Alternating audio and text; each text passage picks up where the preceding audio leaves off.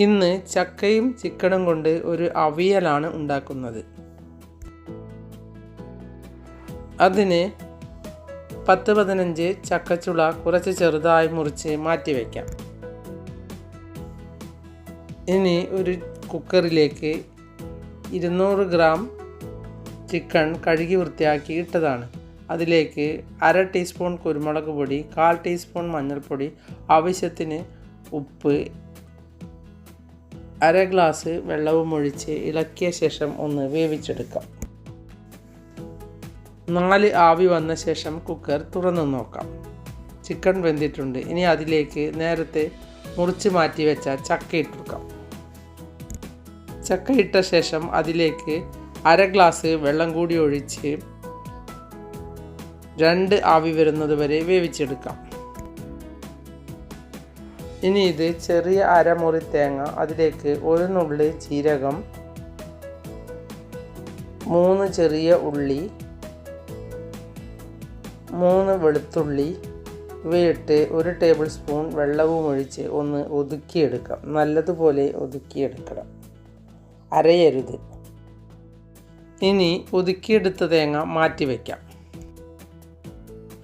ഇനി ഒരു പാൻ വെച്ച് പാനിലേക്ക് 1 ടേബിൾ സ്പൂൺ ഓയിൽ ഒഴിച്ച് കൊടുത്ത് അതിലേക്ക് 3-4 വെളുത്തുള്ളിയും 1 കഷ്ണം ഇഞ്ചിയും കൂടി നല്ലതുപോലെ ചതച്ചെടുത്തത് ഇട്ട് ഒന്ന് നല്ലതുപോലെ വഴറ്റിയെടുക്കാം.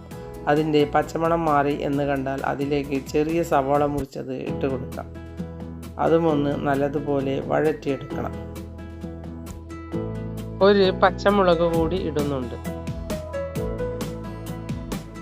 ഇതിൻ്റെയും പച്ചമണം മാറിയ ശേഷം ഇതിലേക്ക് ഒരു ചെറിയ തക്കാളി മുറിച്ചത് ഇട്ട് കൊടുക്കാം.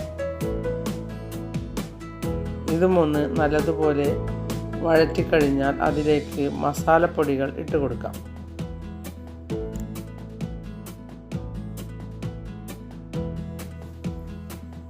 അര ടീസ്പൂൺ കുരുമുളക് പൊടി, 1/4 ടീസ്പൂൺ മഞ്ഞൾപ്പൊടി, 1/2 ടീസ്പൂൺ മുളക് പൊടി, 1/2 ടീസ്പൂൺ മല്ലിപ്പൊടി,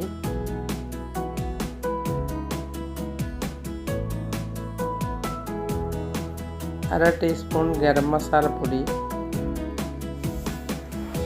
ഇവയെല്ലാം ഇട്ട് ഒന്ന് നല്ലതുപോലെ വഴറ്റിയെടുക്കാം. ഈ പൊടികളുടെയും പച്ചമണം മാറുന്നതുവരെ വഴറ്റിയെടുക്കണം.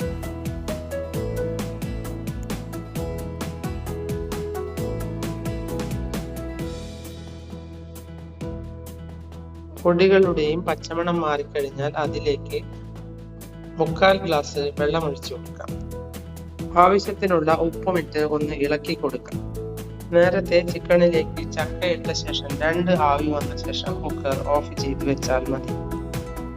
ഇനി ഒന്നുകൂടി ഇളക്കിയ ശേഷം ഇത് മൂടി വെച്ച് വേവിച്ചെടുക്കാം.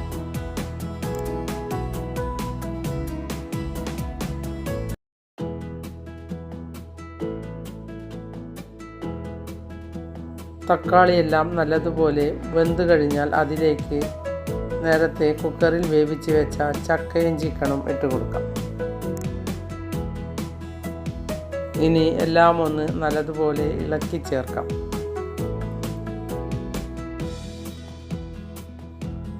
അതിനുശേഷം അതിലേക്ക് നേരത്തെ നമ്മൾ ഒതുക്കി മാറ്റി വെച്ച തേങ്ങ ഇട്ട് കൊടുക്കാം.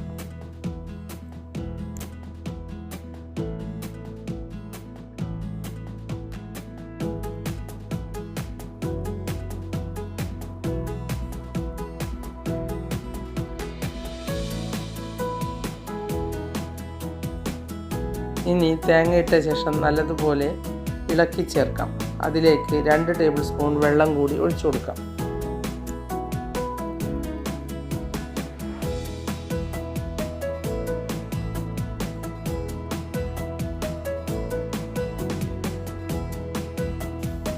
ഇനി ഒന്ന് മൂടി വെച്ച് വേവിച്ചെടുക്കാം.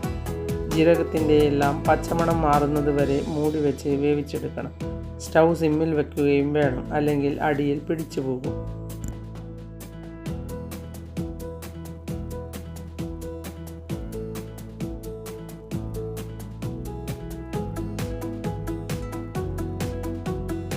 അടിയിൽ പിടിച്ചു കഴിഞ്ഞാൽ ഇതിൻ്റെ സ്വാദേ പോകും. അതുകൊണ്ട് അടിയിൽ പിടിക്കാതെ നോക്കണം. ഇനി ഇതിലേക്ക് കടുകും കറിവേപ്പിലയും വറ്റൽമുളകും ഇട്ട് ഒന്ന് വറുത്ത് ഒഴിച്ചു കൊടുക്കാം. ഇങ്ങനെ ചിക്കൻ ഇട്ട് നിങ്ങൾ ചക്ക ഉണ്ടാക്കിയിട്ടില്ലെങ്കിൽ ഒന്ന് ഉണ്ടാക്കി നോക്കൂ. ഇതിന് ഒരു പ്രത്യേക സ്വാദാണ്. ഇത് കഞ്ഞിക്കും ചോറിനും എല്ലാം കഴിക്കാൻ പറ്റും. ഇനി ചിക്കൻ കൂട്ടാത്തവരാണെങ്കിൽ ചിക്കൻ ഇടാതെയും ഇങ്ങനെ ഉണ്ടാക്കിയെടുക്കാം. അതിനും ഒരു പ്രത്യേക സ്വാദാണ്. എൻ്റെ വീഡിയോ ഇഷ്ടപ്പെട്ടുവെങ്കിൽ ലൈക്ക് ചെയ്യാനും സബ്സ്ക്രൈബ് ചെയ്യാനും മറക്കരുത്.